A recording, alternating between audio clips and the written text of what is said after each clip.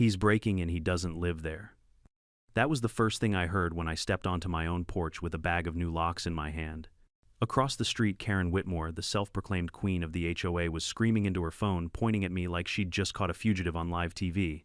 Except the criminal was me, the actual homeowner. I couldn't help but smirk. The only reason I was changing my locks today was because she had already broken into my house last week under the excuse of an HOA inspection. But this time, the only thing being inspected was her sanity. When the police cars finally pulled up, she strutted toward them with confidence until the moment they saw me. Their faces changed instantly. They didn't question me. They didn't draw their weapons. They saluted. And just like that, Karen froze. Before we dive into how this HOA meltdown began, drop your location and local time in the comments. And don't forget to hit subscribe so you don't miss the full story. If you've never lived in an HOA neighborhood, let me paint you a picture. Imagine a place so perfect it feels fake lawns trimmed to military precision mailboxes, all the same height and every driveway cleaner than a hospital floor. Now imagine one person who believes it's her sacred duty to enforce all of that. That's Karen Whitmore, the president of the Maplewood Estates Homeowners Association. When I moved in 3 months ago, she was the first neighbor to greet me, clipboard in hand, sunglasses perched on her head like she was about to write me a ticket. "Welcome to Maplewood Estates, mister." She squinted at my name on the moving truck. "Carter," I said. "James Carter." Her lips twitched. "Ah, yes. I'll make sure your name is added to the registry. We have guidelines here. You'll receive a welcome packet soon." That welcome packet arrived the next morning, 50 pages of rules written in a tone that could make the IRS sound friendly. There were regulations for lawn color, mailbox, paint curtain, opacity, even how long your car could stay in the driveway before being considered an eyesore. At first I thought it was all just overzealous suburban management. But then I noticed something. Karen wasn't enforcing the rules, she was weaponizing them. The first violation notice arrived on day 4. Your trash bins were visible from the street for more than 6 minutes after pickup. 6 minutes. I timed it. She was right, but still. Who the hell times trash bins? Next came a complaint about the color of my porch light being too warm for HOA standard aesthetics. Then another about my American flag being too large compared to adjacent residences. Each letter ended with her name typed in bold, Karen Whitmore, HOA president, as if she was signing a royal decree. I started laughing them off. I had just retired from federal service 20 years with the U.S. Marshals, now consulting part-time for Homeland Security. After years of chasing fugitives and managing tactical ops, a nosy neighbor with a ruler didn't exactly intimidate me. But Karen didn't know that. To her, I was just another middle-aged guy with a truck and a quiet attitude, the perfect target for HOA dominance. Her obsession grew fast. Every time I left for work, I'd catch her peeking from behind her curtains. One afternoon, I saw her actually crouched by my mailbox taking a photo. When I walked up behind her, she jumped and pretended to check the neighborhood flowers. It was equal parts creepy and hilarious. Then one weekend, things took a darker turn. I had flown out to D.C. for a short security seminar, just 3 days. When I came home, I immediately sensed something was off. My back door was slightly ajar. A faint scent of perfume lavender hung in the hallway. My dining chair was shifted, and someone had left muddy footprints near my desk. I froze for a second, instincts kicking in. I'd seen enough break-ins to recognize one, but nothing was stolen. The drawers were rummaged through, papers shifted, but expensive electronics untouched. That's when I checked the footage from my home security system. At 2:13 p.m. the previous Thursday, my back gate opened. In walked Karen Whitmore, dressed in her HOA blazer, accompanied by a maintenance guy carrying a clipboard. She didn't knock, didn't call, she just walked in. They looked around the kitchen, checked the thermostat, even peeked inside my refrigerator. Then Karen pointed toward my office, and the camera caught her flipping through my mail, snapping photos of my property documents. I remember sitting there jaw tight, replaying the footage over and over. She had literally broken into my home under the pretense of an inspection. That night I didn't confront her. Not yet. Experience had taught me one thing: when someone abuses power, you don't yell, you document. So I downloaded the footage, labeled it, and sent a quiet message to my lawyer. The next morning, while sipping my coffee, I saw her walking her dog, that ridiculous Pomeranian named Duchess. Our eyes met. She smiled politely and waved as if nothing had happened. The audacity almost made me laugh. That's when I decided time to change the locks. I wasn't about to let the woman who took pictures of my living room have another spare key. I called a locksmith I knew from my federal days, a quiet guy named Roy, who didn't ask questions. He agreed to come by that afternoon. When the truck pulled into my driveway, Karen appeared almost instantly, like she had some HOA radar that went off whenever something happened in her neighborhood. She marched across the lawn in her signature lavender blazer and clipboard, shouting before she even reached us. "Excuse me, what's going on here? This property modification wasn't approved by the HOA." Roy looked at me confused. "Modification, just keep working," I said calmly. Karen's tone sharpened. "You can't just replace locks. All exterior fixtures must maintain HOA standard design." I looked at her deadpan. "So you're saying I need your permission to secure my own home?" she huffed. "We have procedures, Mr. Carter. Safety checks approve contractors, like the contractor you brought when you broke in," I asked. Her face twitched. "Excuse me," I took a slow sip of my coffee. "You heard me." That was the first time I saw her mask slip a flash of panic behind her eyes. But instead of backing down, she doubled down. "I don't know what you're implying, but you're making a mistake. The HOA can fine you for noncompliance." I smiled, then added to my file. She stormed off, muttering something into her phone. Roy whispered, "She's calling someone." "Oh, she's calling everyone," I said. "Let her." Within minutes, she was pacing on her porch, phone in hand, shouting into the receiver. I could hear her from across the street. "Yes, officer, there's a man breaking into a house. I think it's stolen property. He's aggressive. I hadn't moved an inch. Roy froze mid-task. Should I stop?" "No," I said. "Finish the job. It'll be worth it." A few neighbors peeked through their curtains. One even started recording on his phone. By the time the faint sound of sirens echoed down the street, Karen was standing proudly at the end of my driveway, arms crossed, ready to witness her victory. I leaned against the porch railing, calm as ever. I'd faced armed fugitives, corrupt sheriffs, and border standoffs, but somehow this HOA showdown felt funnier than any of them.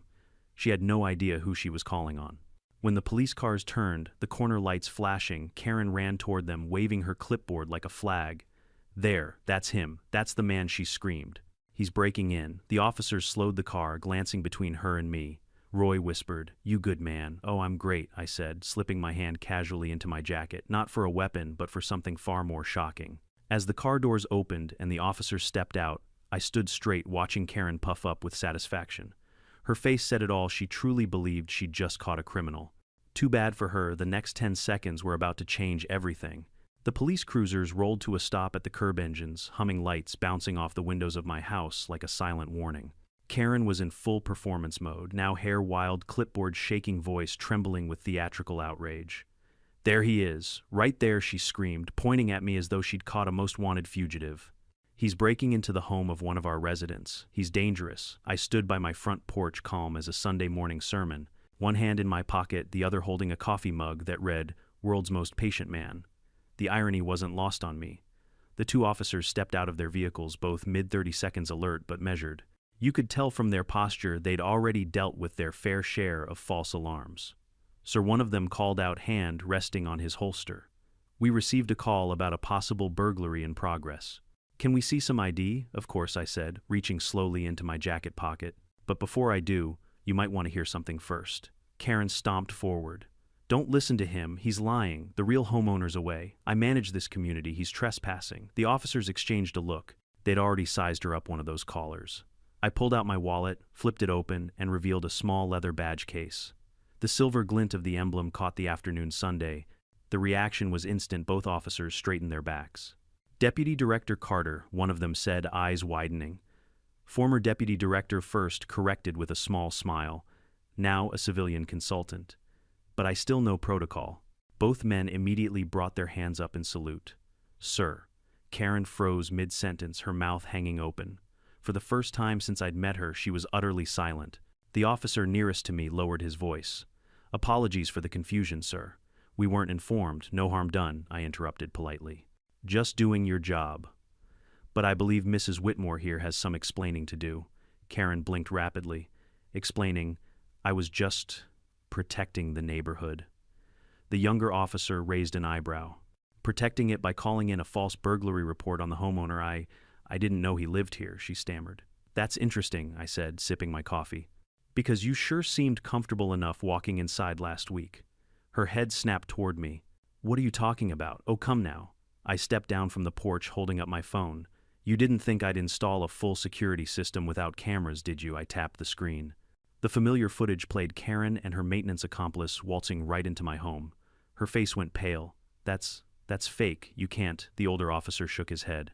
"Ma'am, I'm pretty sure that's you in the lavender blazer and pearls."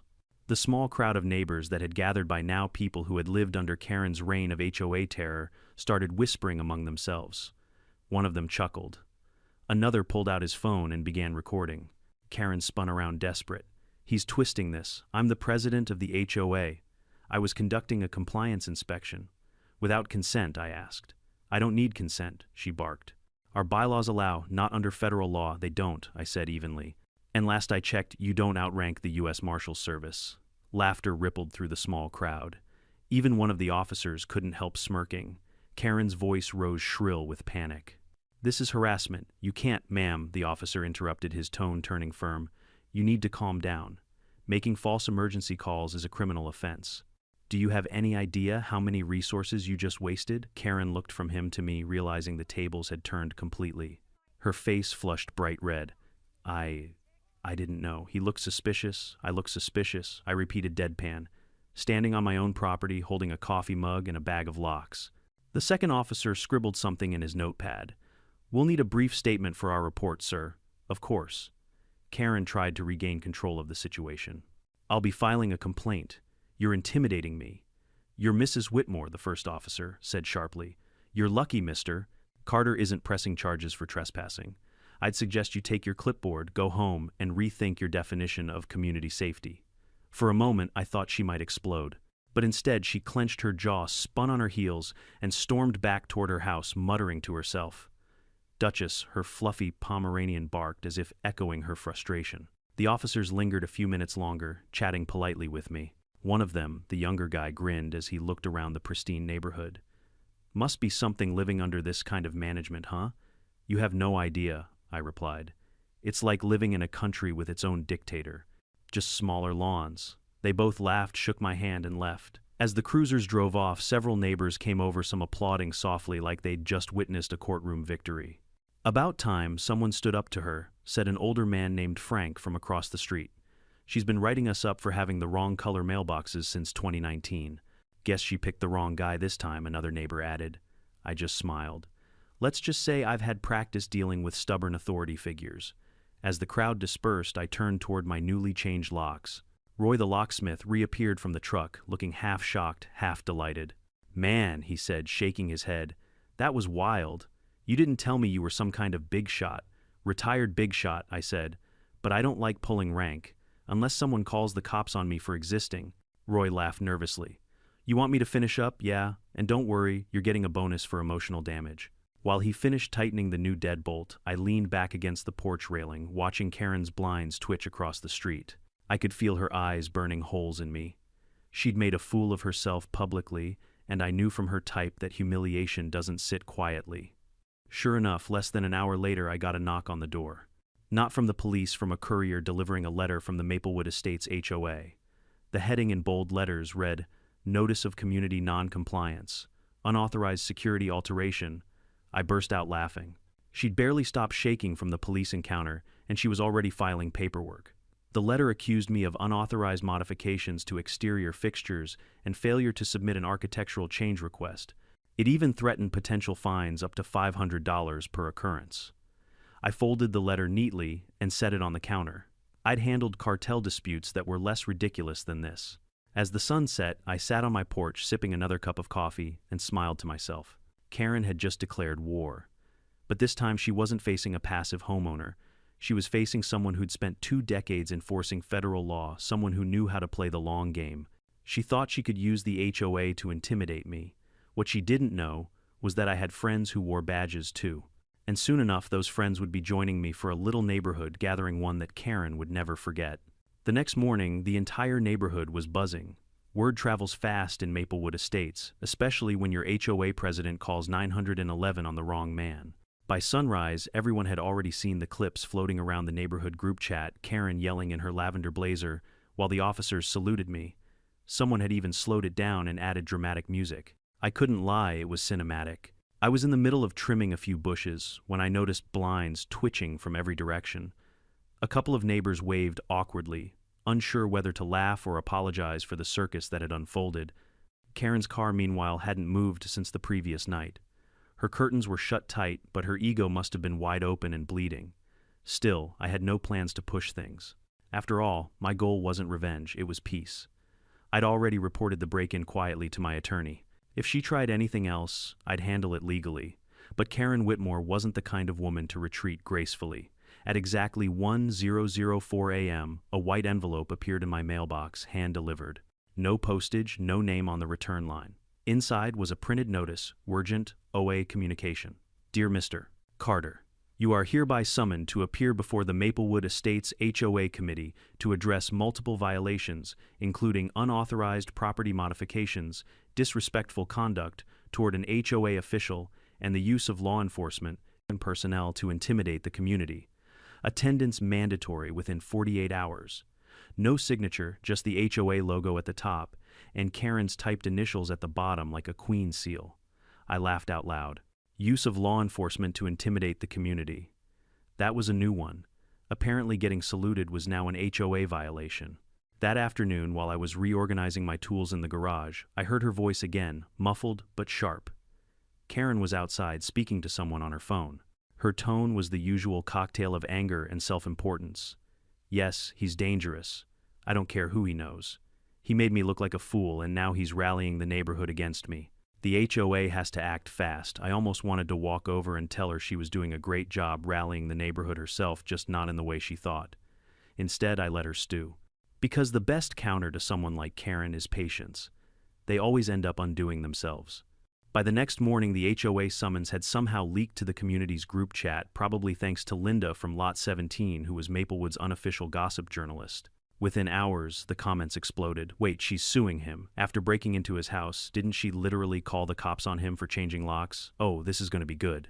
It was shaping up to be the HOA meeting of the decade.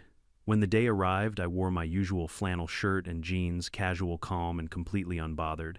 Karen, however, looked ready for a courtroom drama. She stood at the front of the clubhouse, wearing a bright purple blazer, pearls gleaming, and a stack of papers thick enough to stop a bullet. Her expression said everything she wanted her control back. The room was packed. Neighbors, HOA members, even a few curious guests from nearby communities who'd heard about the 911 incident. It felt less like a meeting and more like a live reality show. Mr. Carter, Karen began voice dripping with false politeness. You stand accused of multiple HOA violations, including unauthorized structural changes, hostile behavior, and public defamation of an HOA officer. I crossed my arms. By changing my locks, she scowled. You know very well what you did. You embarrassed this entire community by involving the police in a private HOA matter, the crowd murmured. I could feel half of them wanting to laugh. One board member, a gray-haired man named Walter, cleared his throat. Mrs.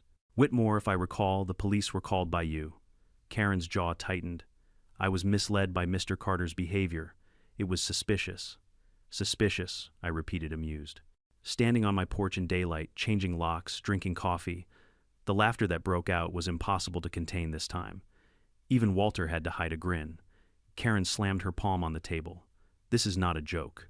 As president of this HOA, I have the authority to. Actually, I interrupted, reaching into my briefcase. Your authority is something I'd like to discuss. I placed a folder on the table. Inside were printed photos from my security footage, the ones showing her and her so-called maintenance man sneaking into my house. The entire board leaned forward. Mrs. Whitmore, I said evenly, here's you inside my private property without consent. Here's you photographing my documents. And here's you leaving through the back door, all time-stamped and submitted to the county sheriff's office. The silence was electric. Karen's face drained of color. That's not me, she squeaked. Walter leaned closer. Karen, that's your blazer, the lavender one. You wore it to the Easter brunch. The audience started whispering again. A woman in the back muttered, "Oh, she's done." Karen's voice cracked. This is a misunderstanding. The HOA bylaws allow inspections, not without permission or notice, I said, and certainly not when you're rummaging through someone's mail. She opened her mouth to argue, but nothing came out. Her hand trembled on the stack of papers, as if she was physically trying to hold her crumbling authority together. Walter sighed. Mrs. Whitmore, I think it's clear that the board needs to review your conduct. Perhaps it's time for a leadership change. That sentence hit her like a bullet. You can't remove me. I built this community. Exactly, I said quietly. And now you're tearing it apart.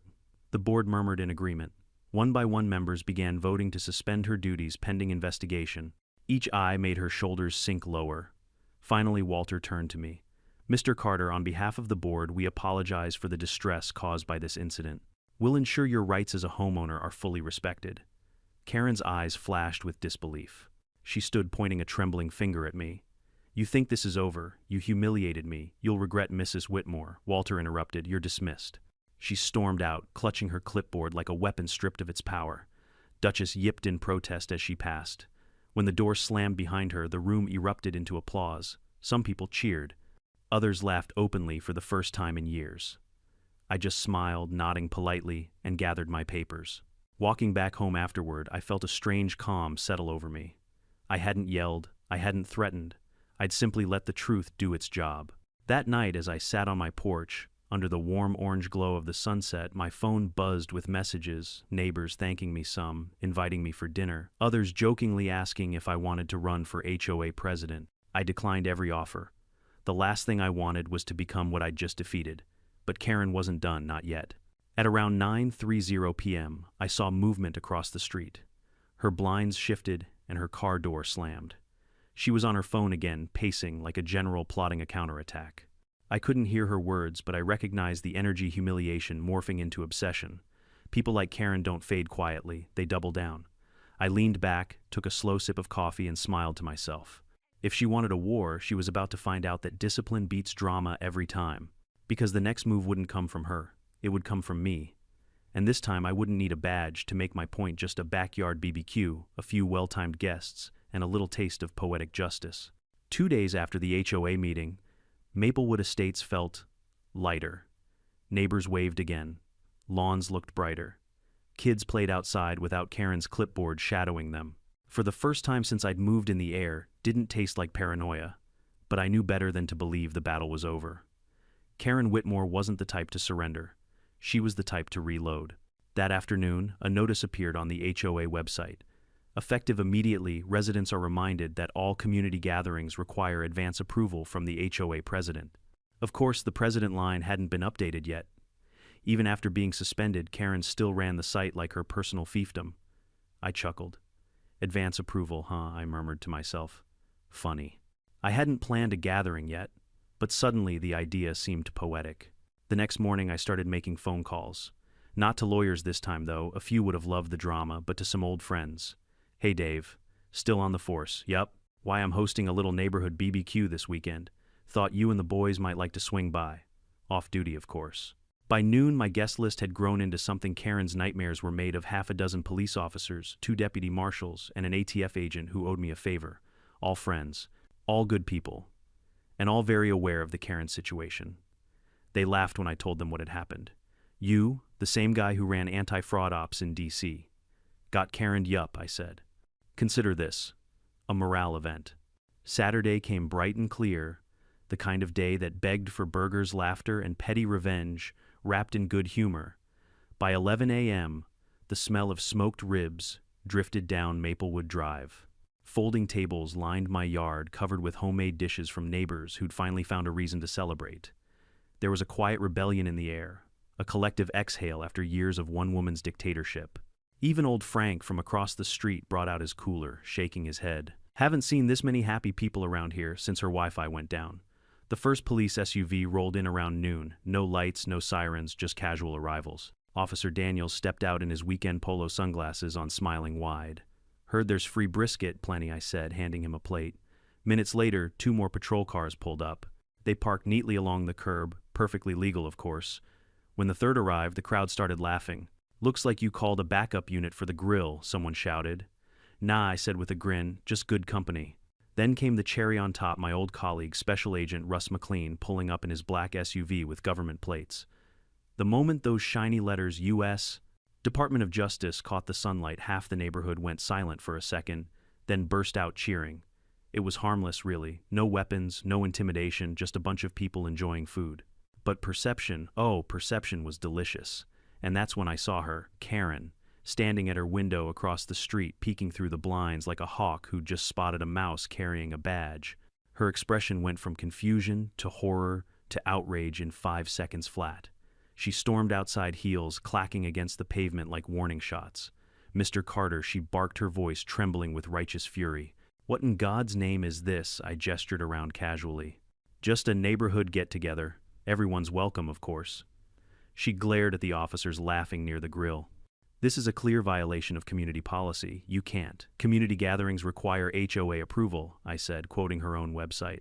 But as of last I checked, you're no longer president. Gasps and chuckles rippled through the crowd. Someone whispered. He said it. Karen's face turned the color of overcooked shrimp. You think this is funny? Parading law enforcement through the neighborhood to intimidate people. Officer Daniels looked over, burger in hand. Ma'am, we're just here for lunch. Officers, she snapped, pointing dramatically. You're being used to harass me. Russ nearly choked on his drink, laughing. Lady, if this is harassment, it's the tastiest I've ever had. The neighbors roared. Even I had to look away to hide my smile. Karen's composure cracked completely. She pointed at me, shaking with frustration. You're mocking me in my own community. You're turning everyone against me. Karen, I said softly, you did that all by yourself. For a moment her mouth opened, then closed. She looked around, realizing that no one was backing her up. The board members she'd once commanded were standing at the buffet table chatting happily with the officers. Even her so-called allies avoided her gaze. And that's when something inside her seemed to collapse. Her eyes welled up. She turned away quickly and stormed back toward her house, Duchess yapping along the whole way. The party went silent for a beat, then someone turned the music back up, and just like that, laughter returned.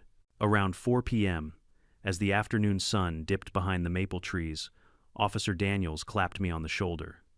You know, Jim, I've seen hundreds of neighborhood disputes. But this one's poetic. Maybe I said, flipping the last burger. But it's not about winning. It's about boundaries. He nodded. She won't mess with you again. Probably not, I said. But even if she tries, I've got enough evidence to make her think twice. As the officers packed up and the neighbors said their goodbyes, I noticed Karen's blinds twitch once more.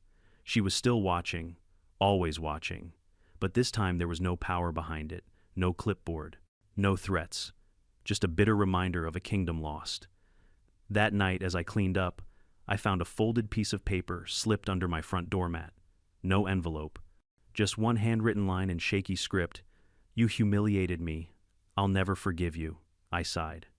Not anger, not even surprise, just pity. Some people live off control, the way others need air, take it away, and they suffocate themselves. I tore the note in half, dropped it into the trash, and locked my new deadbolt with a satisfying click. The next morning, I woke up to another surprise. My phone buzzed with messages, screenshots, comments, and even a short video someone had posted to social media titled, HOA president loses it after ex-federal agent throws barbecue with cops. Over 5,000 views in less than 12 hours. Karen had gone viral. The footage showed her screaming about policy violations while the officers tried not to laugh. The comment section was merciless. She's the reason aliens won't visit Earth. I'd pay HOA fees just to watch this drama. Imagine calling 911 and they salute the guy instead. By noon, someone had already made memes. One showed her pointing at me while the caption read, "When you call the cops on your HOA dues collector." Another had me holding a spatula with the words, Federal BBQ Enforcement Division. I should have felt bad. But honestly, it felt like justice, not cruel, not malicious, just balanced. For years, Karen had ruled this neighborhood through fear and paperwork. Now she was learning that sometimes the best karma doesn't come through punishment, it comes through exposure. And the more people saw her tantrum, the less power she had left. By evening, her car was gone. Word spread that she'd driven to her sister's place to clear her head. No one missed her. Maplewood Estates was quiet again. Peaceful. Almost too peaceful. As I stood on my porch, the smell of barbecue still lingering in the air, I couldn't help but think. In the end, I never had to fight her. She fought herself. And all I had to do was keep the grill hot. Karen disappeared for almost a week after the infamous BBQ. No sightings, no rants on the HOA app, not even the sound of her dog yapping at passing cars. For a moment, I thought maybe she'd finally taken the hint. Maybe, just maybe, peace had returned to Maplewood Estates. But then on the 8th morning, I woke up to something that told me the Karen era wasn't over. Not by a long shot. A bright yellow envelope was taped to my door, sealed with the HOA's crest, like it was a royal decree. Inside was a printed letter written in Karen's favorite font, Times New Roman, bold size 14, the kind that screams authority. Notice of HOA investigation. The Maplewood Estates Homeowners Association has reason to believe that resident James Carter is in violation of multiple community standards, including but not limited to unauthorized gatherings without HOA approval, intimidation of residents and officials, violation of decorum and community trust. A formal hearing will be held on Thursday to discuss potential disciplinary action, including possible revocation of residency privileges. Revocation of residency privileges. She was actually trying to evict me from my own home. I laughed so hard I almost spilled my coffee. Then I caught sight of a familiar lavender blazer lurking behind a row of hedges. There she was, phone in hand, filming me reading the letter like she was collecting evidence. "Morning, Karen," I called cheerfully. "Still committing to the villain arc, I see." Her mouth tightened. "You'll regret mocking me, Mr. Carter. The HOA has rules for a reason." "Sure," I said. "And breaking into my house wasn't one of them." Her eyes flickered with panic, but she recovered fast. "That footage was illegally obtained," she snapped. "I've spoken with legal counsel." I raised an eyebrow. "Was your legal counsel the same guy who thought it was okay to trespass with you?" Her jaw clenched. "You think you can humiliate me in front of this whole neighborhood and just get away with it, Karen," I said, lowering my voice. "The only person humiliating you is you." She turned red, spun on her heel, and stomped off. Duchess barked in protest as if demanding a rematch. I decided to play her game, but smarter. That afternoon, I printed every HOA letter she'd sent me since I moved in, all 23 of them. Then I added the security footage of her break-in copies of the 911 call report and the apology note from the police department for the misunderstanding. I placed them neatly into a single binder labeled Karen Files. When Thursday came, I walked into the clubhouse early. The room was already filled, board members at the front, neighbors sitting in the back like a live audience. Karen sat at the head of the table, chin high, expression smug. "Mr. Carter," she said sweetly, "you're just in time." "Shall we begin?" "By all means," I replied, setting the thick binder on the table with a satisfying thud. She flinched. The meeting began with her listing violations. Every word oozed self-righteousness. Hosting unauthorized gatherings, she began flipping through papers. Specifically, an event involving uniformed law enforcement officers, which made several residents uncomfortable. "Uncomfortable?" I repeated. "Or embarrassed, intimidated," she snapped. "You used your influence to mock this community's leadership." Walter, the gray-haired board member, interjected gently. "Mrs. Whitmore, I thought your position was suspended pending review." She ignored him. "I am still the elected president until the vote of removal is certified." "That's not how bylaws work," Walter sighed. But Karen wasn't listening. Her hands were trembling, voice rising with every sentence. "This man is a danger to the harmony of Maplewood Estates. He's manipulative, arrogant, and disrespectful of authority." "Authority?" I asked. "You mean your authority?" She slammed her palm on the table. "Yes." The word echoed through the hall. Everyone went dead silent. That's when I opened my binder. Glad we cleared that up. "Now let's talk about your authority and where it ends." I pulled out the first page, a still frame from my security footage. Karen's face mid-step inside my house. Gasps spread through the room. I flipped to the next page, screenshots of her messages to the maintenance worker she dragged along. "Karen, did you or did you not enter my property without consent?" I asked calmly. She stammered. I was conducting a inspection I finished for her. Without notice, without approval, and without my presence. I'm the HOA president. I have the right. You had the right. I interrupted until you turned that title into a weapon. I handed copies of the 911 call report to each board member. You not only broke in, you called the police on me for replacing the locks you compromised. You endangered me, my contractor, and wasted emergency resources. Her voice shook. "This is all lies, fabrications," Walter frowned. "Karen, the footage is time-stamped. The report is official. You need to stop talking." But she didn't. She couldn't. Karen Whitmore had spent too many years being the loudest voice in every room. She wasn't about to let logic silence her. "You all think he's some kind of hero because he waved a badge around," she shouted. "He's manipulating you. He's dangerous. He's Karen." The voice came from the doorway. Every head turned. Standing, there were two uniformed deputies, the same ones from the 911 incident. One of them held a manila folder. "Mrs. Whitmore," he said, stepping forward, "we're here on behalf of the county sheriff's office. We received a formal complaint and evidence of unlawful entry and harassment." Her face turned ghostly white. No, this isn't happening." The deputy placed the folder on the table.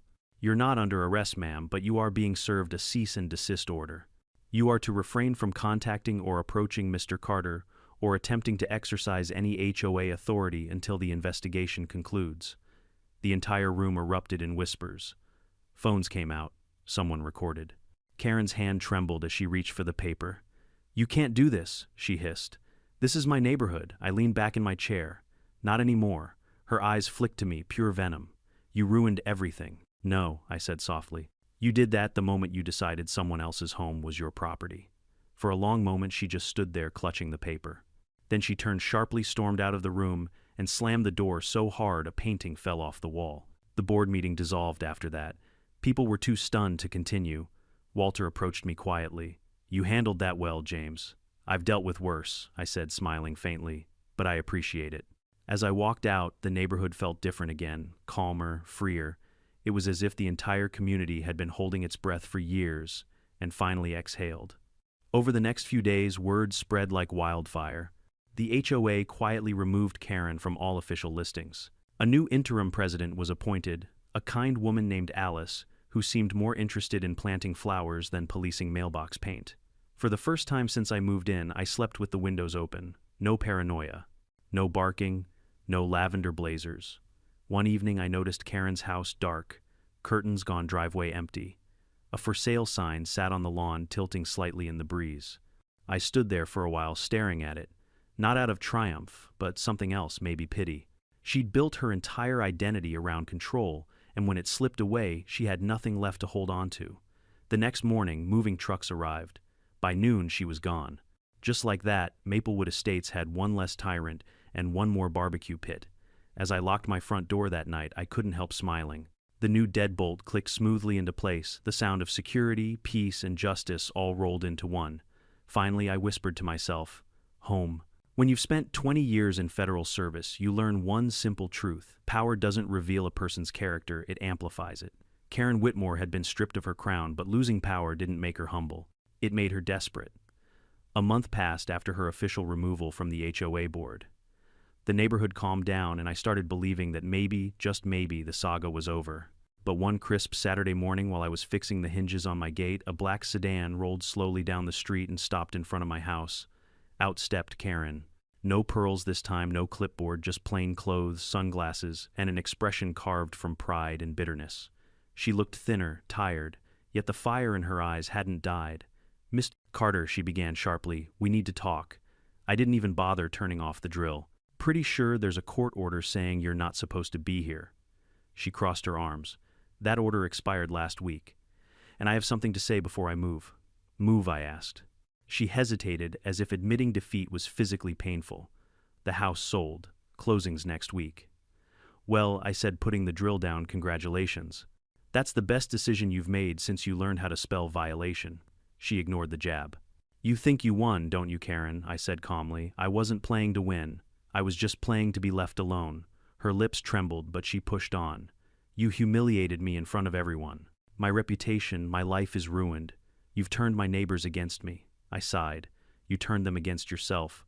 You called the police on your own homeowner. You broke into someone's house. You brought this on." She took a step closer, voice shaking. "You think you're so clever, so righteous. But this neighborhood used to be safe, organized. I built it, and you made it a circus." I looked her square in the eyes. "No, Karen. You made it a dictatorship. I just turned the lights on." For a moment, neither of us spoke. Then she did something that actually caught me off guard. Her voice softened. "I didn't mean for it to get that bad," she said. "It was supposed to be order, not control. When you've been ignored long enough, sometimes the only way to feel powerful is to tighten your grip." That was the closest thing to self-awareness I'd ever heard from her. For a fleeting second, I saw not the tyrant, but the lonely woman underneath, the one who thought authority could fill the gaps in her life. But that second didn't last. Her face hardened again. "Still," she said coldly, "you shouldn't have embarrassed me. You'll regret that." I raised an eyebrow. "Is that a threat or just nostalgia for the good old days?" She glared, turned on her heel, and marched back to her car. The black sedan pulled away, leaving a trail of exhaust and finality. I figured that was it, the epilogue to a long, ridiculous war. But I should have known better. Karen wasn't the type to bow out quietly. She was the kind to light one last match before walking away. The following week, the HOA held a special community meeting. The new president, Alice, had called it to review the bylaws, aiming to undo years of arbitrary restrictions Karen had imposed. The room was full, standing room only. You could feel the excitement. People brought snacks, notepads, even wine. It wasn't a meeting, it was a liberation ceremony. Alice smiled warmly at the crowd. Thank you all for coming. Tonight we'll vote on several reforms too. The door burst open. Every head turned. And there she was, Karen Whitmore walking in like she still owned the place. Murmurs rippled through the room. Someone whispered, I thought she moved. Karen held a folder high like a trophy. You can't vote without me. This meeting violates Article 12 of the HOA Charter. Former officers retain advisory privileges until board transition is complete. Alice blinked, caught off guard. Karen, that article was repealed last year by you. Karen's face twisted. No. I never approved that repeal. I watched from the back, arms crossed. This was déjà vu with a twist. She stormed to the front, slamming her folder on the table. You're all being manipulated by him, she shouted, jabbing her finger toward me. James Carter, the man who used law enforcement to humiliate me, the man who fixed his locks, I said dryly. Laughter broke out across the room. Even Alice struggled to contain a smile. Karen's voice cracked. He doesn't belong here. He's dangerous. He's retired law enforcement, I said. Not dangerous, just allergic to nonsense. The crowd chuckled again.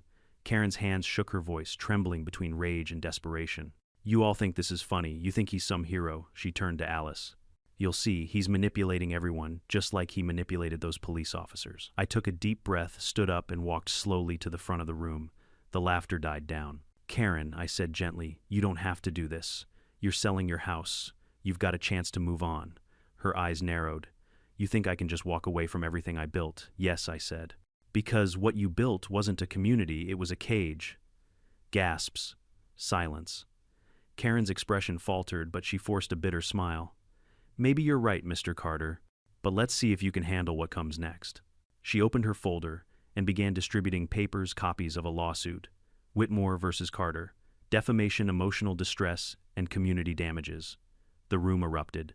People shouted, groaned, cursed under their breath. Someone yelled, "Are you kidding me?" I looked at the papers calmly. "You're suing me for public humiliation," she snapped. "For destroying my credibility, I couldn't help it," I laughed. "Karen, your credibility destroyed itself when you called 911 on a homeowner changing his own locks." Alice stood up, her tone firm but kind. "Karen, this isn't the place for that. You're no longer a resident here. You have no authority." Karen's voice wavered.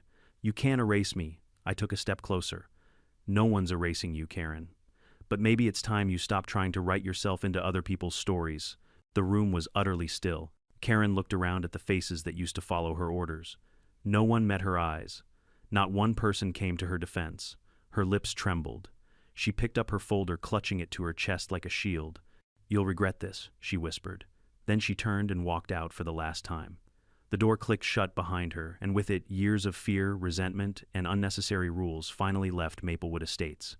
After the meeting, neighbors approached me one by one, some shaking my hand, others patting my shoulder. "You handled that perfectly," one said. "About time someone stood up to her," another added. Alice smiled. "We owe you one, James." "No," I said, glancing toward the door where Karen had exited. "You don't owe me anything. We just owed ourselves some peace." As I stepped outside, the night was calm. The air smelled of cut grass and rain, not tension and control. The community lights glowed warm against the quiet streets. I paused for a moment, looking up at the sky. Somewhere a train horn echoed in the distance, freedom on the move.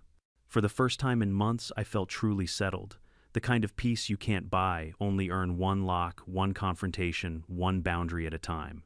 And though part of me wondered what would become of Karen Whitmore, another part knew the answer didn't matter.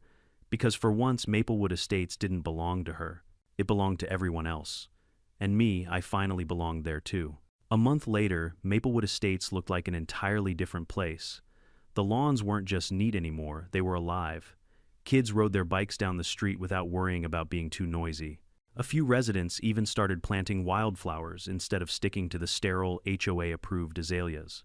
There was laughter again, porch lights left on, late neighbors waving at one another instead of glaring from behind blinds. For the first time, it actually felt like a neighborhood, not a kingdom. And me, I finally had what I came here for: peace. I remember standing on my porch that evening, watching the sunset melt gold across the rooftops.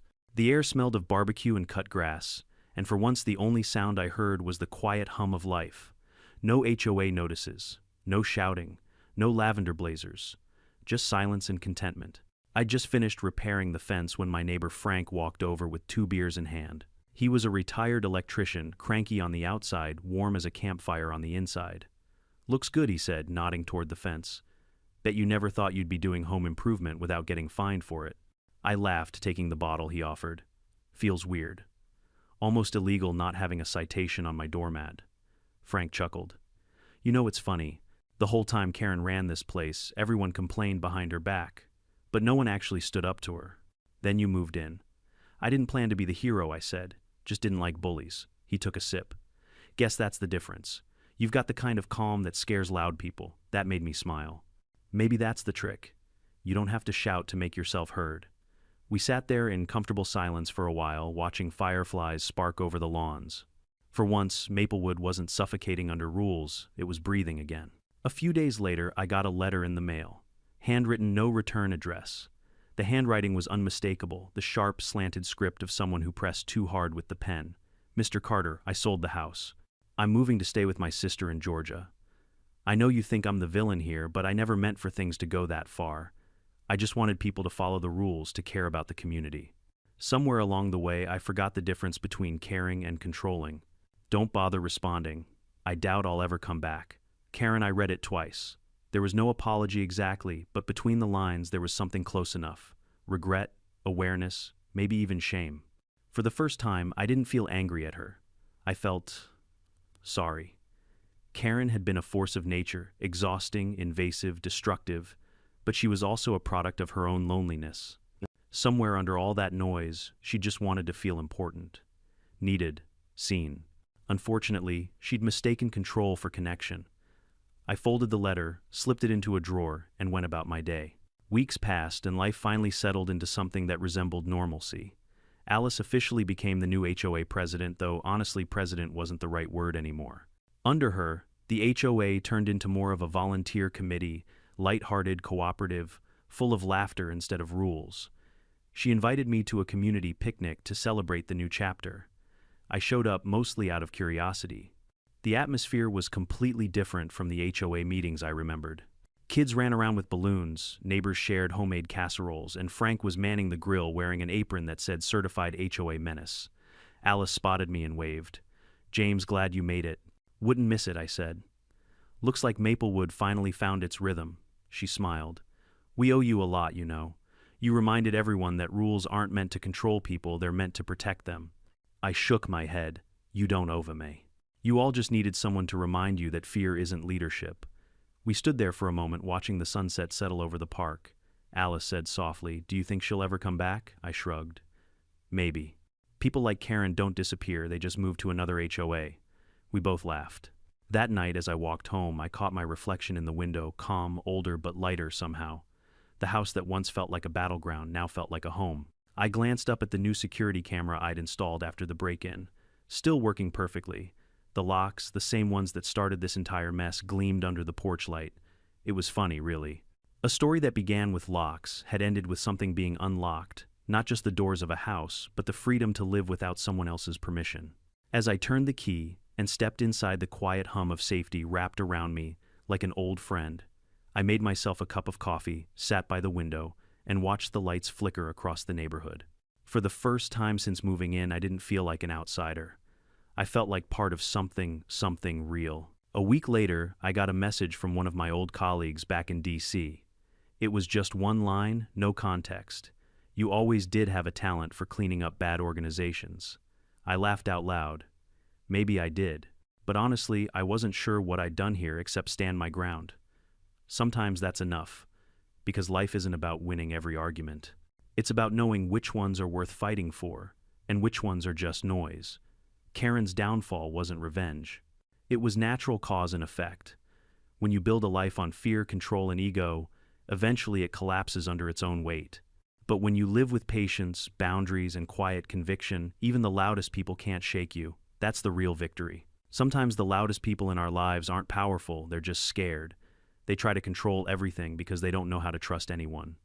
But real strength isn't about control. It's about knowing when to stand firm and when to let go. When I changed those locks, it wasn't just about keeping someone out. It was about protecting peace, the kind that only comes when you stop letting fear, noise, and ego dictate how you live. To anyone watching this, if someone tries to control your life, your home, or your happiness, stay calm, stay smart, and set your boundaries. You don't need to shout to prove your worth.